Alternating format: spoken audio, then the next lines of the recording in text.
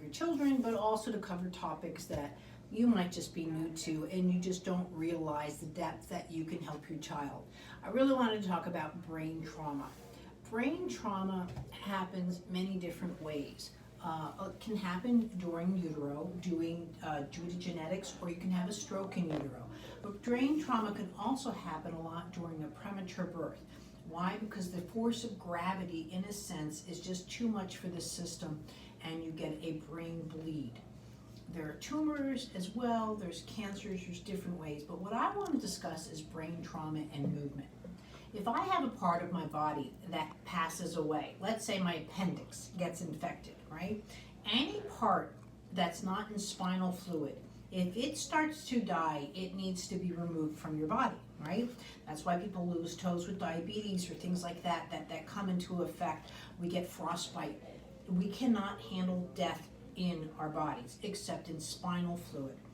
So when you have part of the brain that passes away, that's what brain trauma is. It'll be a brain bleed or whatever, but it will, I hate to say it, but kill part of the brain or traumatize part of the brain.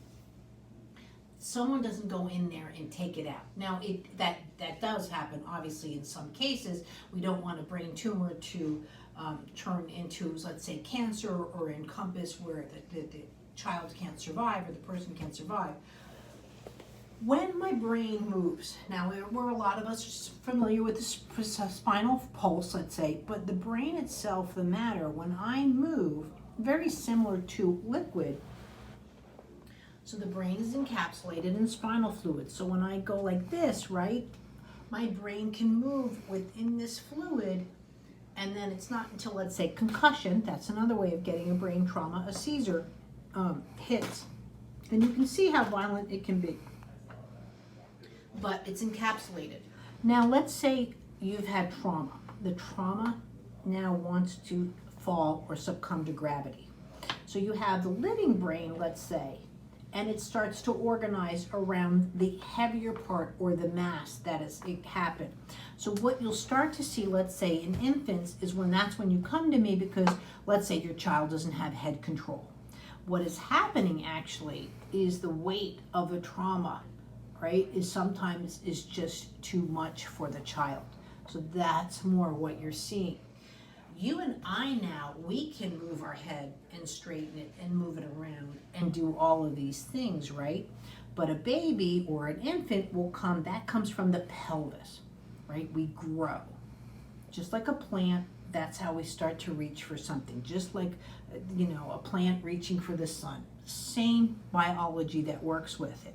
But now if I have mass, now I reach, so my center of gravity is off, let's say.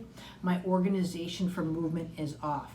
And that's where with movementlesson we come in and we try and make that availability to neutral.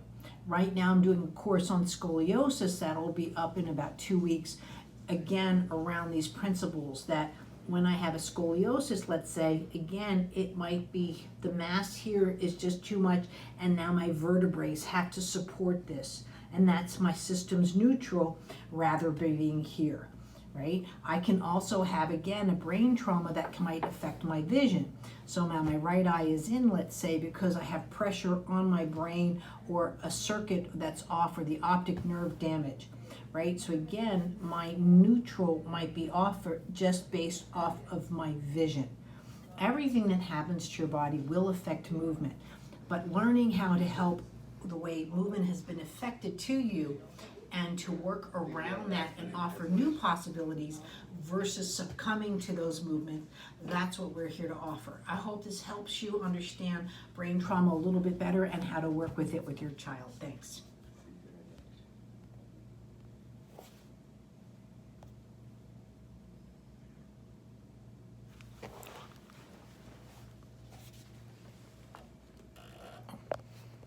Sorry guys, just trying to